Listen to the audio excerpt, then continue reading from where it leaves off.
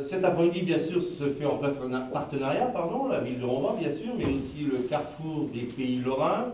Capitaliser les expériences, voilà l'idée de la rencontre organisée la semaine dernière à la Maison du Lien Social. Mais capitaliser quoi?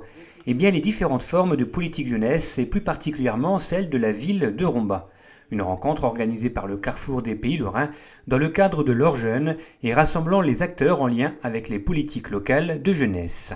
Le principe, c'est de repérer en fait une expérience innovante, intéressante à un endroit de la Lorraine et de la faire connaître à d'autres acteurs qui sont concernés par cette problématique. Donc on invite ces acteurs sur le territoire en question pour venir visiter une réalisation ou écouter les porteurs de projets et échanger sur ce projet-là.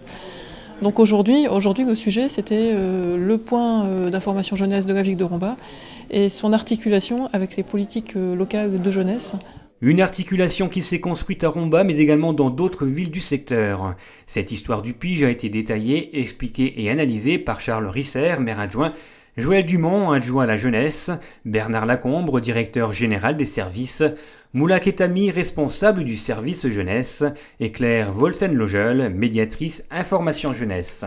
Tous sont revenus sur les différentes actions du service jeunesse et notamment du pige, socle de la politique jeunesse de la ville de Rombas.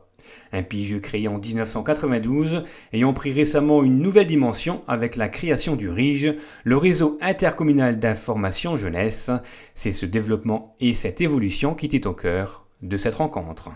C'est important parce que c'est une réunion régionale qui permet à des acteurs de réfléchir sur le fait de la place d'un relais information jeunesse, comment celui-ci peut être levier dans le cadre d'une politique locale de jeunesse, en tout cas comment ça peut s'inscrire, comment l'aspect information va faciliter en fait la prise de conscience par les jeunes et leur participation au sein de la cité. Et quand je dis prise de conscience, c'est comment ils vont réussir à être acteurs de leur propre projet. Donc ça, c'est essentiel, je crois, parce que ça joue sur le lien intergénérationnel, ça permet l'engagement des jeunes et ça permet surtout que l'on puisse les écouter, que l'on puisse échanger avec eux et que l'on puisse co-construire l'information avec eux dont ils ont besoin. Cette construction de l'information à Rombas qui s'est faite en plusieurs étapes et qui évolue en fonction des attentes des jeunes, mais aussi des acteurs politiques, associatifs, institutionnels, professionnels et bien sûr financiers, est un bel aperçu de ce qui peut se faire en matière de politique jeunesse sur un territoire. C'est un exemple parce que justement on est vraiment dans le chaînage de l'information. C'est j'écoute, j'analyse, je diagnostique, je traite les questions, je fais intervenir des acteurs qui vont valoriser et qui vont permettre aux jeunes gens de connaître vraiment les ressources dont ils ont besoin. Et en plus, on va essayer de proposer ça et de partager ça avec d'autres. Donc c'est essentiel.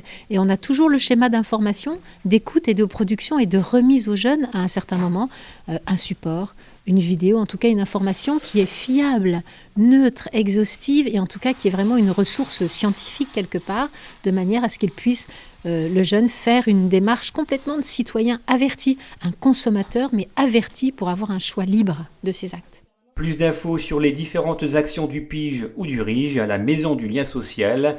Et puis pour terminer, ne manquez pas le prochain rendez-vous des moins de 26 ans. Il se déroulera à l'espace culturel de Rombas le mercredi 1er avril. On vous en reparlera.